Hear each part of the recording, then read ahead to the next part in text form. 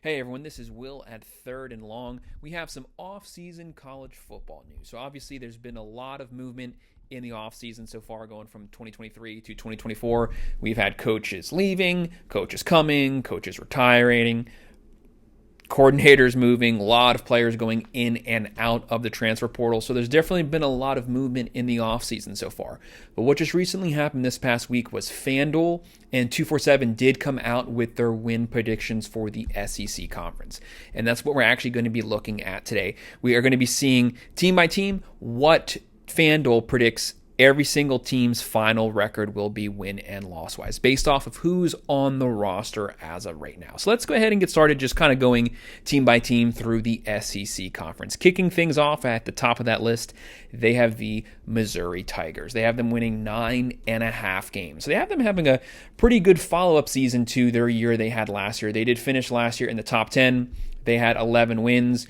Drinkwitz completely fit this team. They had a top 30 offense last year. They had a top 30 defense. They did lose a lot of defensive players to the draft. But Brady Cook, their quarterback, he had 29 touchdowns last year, 3,400 yards. He is coming back for his last year of eligibility. So this team is going to be able to go to vertical. They had a really strong one game last year. They're going to be moving the ball. Now, the SEC, obviously, they have some new teams coming in. They have Texas coming in. They have Oklahoma coming in. But Missouri actually has one of the easier schedules in the SEC this year. It's still a tough schedule. It is still the SEC, but it's not as difficult as, let's say, Florida's or Alabama's schedule.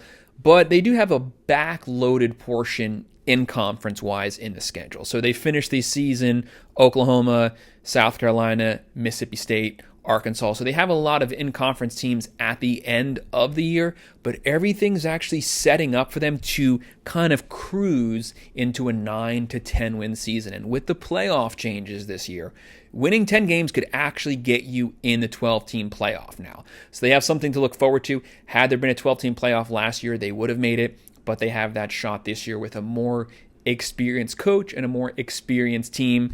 I definitely think that Fanduel picking them to win 9.5 was right on. They should be right there in 9 to 10 wins or so. The next team that we're going to be looking at is the Vanderbilt Commodores, and Fanduel has them winning 2.5 games. Now, I don't want to sound mean here, but that's probably pretty accurate. So this is not a good football team at all. They had a couple competitive games last year, but this is a really bad team. They definitely did not make a bowl game last year. Vanderbilt very rarely makes a bowl game. When they do, it's a pretty big deal, but they have them winning 2 to 3 games. They were really bad in the SEC before, and the SEC conference is even more loaded with the Longhorns and Sooners coming in.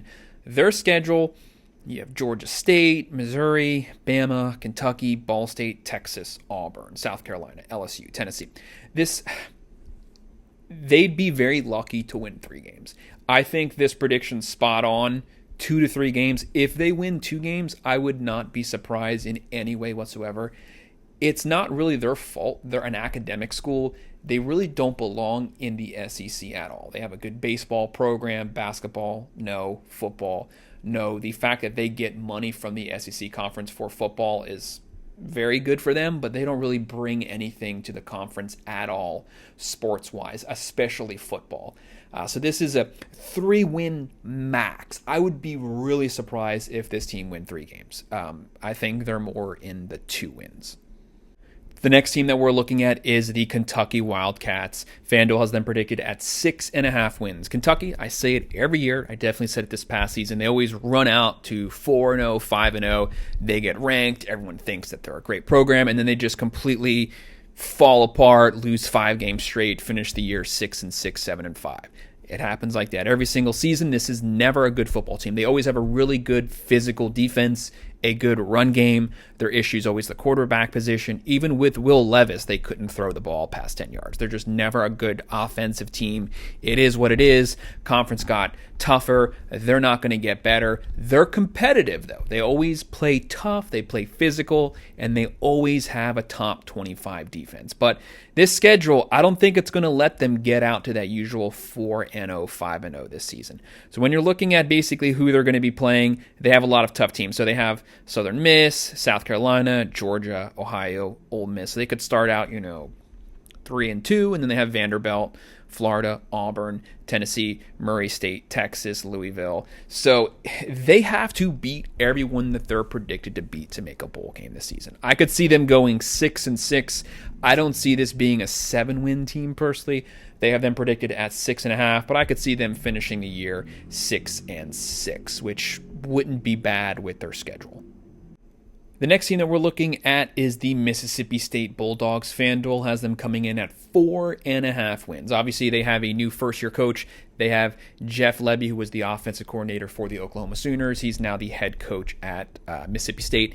He was previously the offensive coordinator there before, so he's familiar. Well, he was at Ole Miss, so he's familiar with the state of Mississippi. He's an offensive guy. Their offense last year was pathetic, atrocious. They're obviously having a complete reboot there. He's going to be bringing an offensively focused team back in line there. They have a lot of transfers, but this team completely flipping. They were left bare bones last year. It's not his fault. He's going to have to rebuild the roster and rebuild the team at the skill positions. He's not going to come in and get a bowl game his first year, to me, as of right now. So that 4.5 wins, that definitely makes sense. They don't have an easy schedule, but they have to win versus these not very good teams that they're playing starting out. So they have to beat Eastern Kentucky, they have to beat Arizona State, they have to beat Toledo, who's always going to be difficult. Florida's a team that they could beat, but Florida could also beat them. And then boom, things get difficult. Texas, Georgia, Texas A&M, Arkansas, UMass, they should win that. Tennessee, Missouri, Ole Miss. So there's some tough teams there. I have them winning. I could see 4 to 5 games. I definitely think that makes sense. I think 4 games probably makes sense as of right now. The next team that we're looking at is one of the new teams to the SEC. We have the Oklahoma Sooners. Fanduel has them coming in at 7.5 wins. This is probably really going to piss Sooner fans off. This is obviously a very storied team. This team always wins 10 games. Really good team, really good roster. 7.5 wins. Fans are not going to be happy with that. It's a new conference. Dylan Gabriel, who was your Heisman-level quarterback, did transfer out. He went to the Oregon Ducks. So you're bringing in Jackson Arnold is the quarterback. He was a 5-star quarterback, so obviously he has a lot of praise. He's played well, but he's a first-year starter in the team's first year in the SEC. It's going to be a lot more difficult regular season than they're used to coming from the Big 12. This is a good team. This is a good roster, but they've had some changes at the most important positions, and they never solved their run game from last year. Their biggest weakness last year was they didn't have a number 1 running back. That's carried over into this year so far, and they're breaking in a new quarterback. They're going to get more and more wins every season, but it's a tough first year. So they have Temple, that's a win, Houston win, Tulane win. Then things get tough. Tennessee, Auburn, Texas, South Carolina, Ole Miss, Maine, Missouri, Alabama, LSU. A lot of tough teams, a lot of top 15 caliber teams. I think a 7-win season is definitely in the cards as of right now for the Sooners. Sooner fans, don't be worried. First year with a first-year quarterback, you should get more and more wins every single season going forward. The next team that we're looking at is Sam Pittman's Arkansas Razorbacks, 5.5 wins. Sam Pittman probably should have been fired at this point as of right now. Obviously, they lost KJ Jefferson. This team's completely going nowhere as of right now. They've made awful coordinator hires recently. Their schedule, they have 7 ranked teams. They have a gauntlet that they're going through. They have to play UAPB, which that's obviously going to be a win. Then they have an out-of-conference Oklahoma State. They have UAB, Auburn, A&M, Tennessee, LSU, Mississippi State, Ole Miss, Texas, Louisiana Tech, which is you can't overlook them, Missouri. This is a really tough schedule. I have them getting like 4 to 5 wins. I'm going to go with the under here. I don't have them winning 5.5. I don't think they're going to get near 6. They're not going to get a bowl game. I have them winning 4 to 5 games. The next team that we're looking at is the Florida Gators. Fanduel has them predicted at 5.5 wins. I honestly think the Florida Gators have the toughest schedule back-to-back seasons again. They did not make a bowl game last year. Billy Napier is going to be on fire this season. His seat's going to be so hot. I didn't like the hire to begin with, and it's definitely not looking good right now, and their schedule's not helping. But just their November schedule so difficult. So kicking things off, they have Miami, Samford, A&M, Mississippi State, UCF, Tennessee, Kentucky, Georgia, Texas, LSU, Ole Miss, Florida State. Gosh, they play, 6, 7 ranked teams. This is going to be a tough season. If they 5.5, I think, is giving them way too much credit. They have a lot of issues, and their defense was god-awful last year. Will they be better this year? Potentially, but they can't possibly get worse. This is a 4 to 5 win team, so I'm going to go under on that win total also. The next team we're looking at is the South Carolina Gamecocks, another 5.5 win team. I'm going to go, this could potentially be a 6-6 team. They could possibly make a bowl game, but I think Shane Beamer's team is going to get 5 wins. They also have a tough schedule. The conference is just so stacked now. They have Old Dominion, Kentucky, LSU, Akron, Ole Miss, Alabama, Oklahoma, Texas A&M, Vanderbilt, Missouri, Wofford, Clemson. So they're playing, 4 to 5 ranked teams, and then they also, they might get an upset in there, but they're also going to lose some of those games. And just the fact that one of their out-of-conference games is Clemson just makes the schedule even more difficult. I have them getting 5 wins. The next team that we're looking at is the Ole Miss Rebels. Lane Kiffin's team, they have them predicted to get 9.5 wins. This is a team like Missouri. They would have made the playoffs last year. They finished last year in the top 10. They finished with 10 or 11 wins. They would have made the playoffs last year, but now that we have the expanded playoffs, they're definitely in the running to make the playoffs this year. They won the transfer portal so far this year. Lane Kiffin has built a monster team. They added wideouts. They added defensive players. They lost Quinton Junkins. It's fine. This team's stacked. Lane Kiffin will be able to score points, and their defense will be better. Looking at their schedule, they're coming in here. They have Furman, Middle Tennessee, Wake Forest, Georgia Southern. So they're starting out the year 4-0. And then they have Kentucky, South Carolina, LSU, Oklahoma, Arkansas, Georgia, and Florida. And then they have Mississippi State. So not a difficult schedule, not an easy schedule, but one of the easier schedules in the conference. I think this is a 10-2 team. I feel pretty confident saying that, so I'm going to go with them getting 10. The next team that we're going to look at is the Auburn Tigers. Fanduel has them winning 7.5 games. I think that's a fair assessment. Hugh Freeze obviously had to start flipping this roster last year. Their biggest issue was quarterback, and offense was pathetic last year. They should be a lot better this year. They had a pretty tough defense last year, so hopefully they'll be bringing that into this year also. But their schedule's not bad, and their out-of-conference schedule is a cakewalk. So they should be blessed because they're in a tough conference, and they avoid everybody, basically. So they start out with Alabama, A&M, California, New Mexico, Arkansas. So they can start the year 4-0 there. And then they have Oklahoma, Georgia, Missouri, Kentucky, Vanderbilt, ULM, Texas A&M, and Alabama. So they have a very easy 5 to 6 wins, and then every other game is competitive from that point. So I could easily see this team winning 7 to 8 games and taking another step forward. The next team that we're looking at is the LSU Tigers. Fanduel has them winning 9.5 games, and not because they're a really good team, but because they don't have a difficult schedule, really, for the SEC conference. Brian Kelly made some defensive changes. Their defense last year was basically Swiss cheese. They were giving up points left and right. They had Jaden Daniels win the Heisman. That's basically what carried them through the season. Outside of him, they'd have won 3-4 games last season. He is off to the NFL now, so they have to retool their really good offense, and they have to completely rebuild a garbage defense. So basically, how's that going to stack out? Looking at their schedule, they're going to start out the year with USC, so a really good out-of-conference game. Then they have Nicholls, South Carolina, UCLA, South Alabama, Ole Miss, Arkansas, A&M, Alabama, Florida, Vanderbilt, Oklahoma. I don't think this is a good team. This is not a bad team. They won what I predicted them to win last year, so I wasn't surprised there. It's just they were carried by Jaden Daniels. He's gone. That's a massive loss. They have to replace him, and their defense has to get better. I think it's an 8 to 9 win team. I do not have them winning 10 games.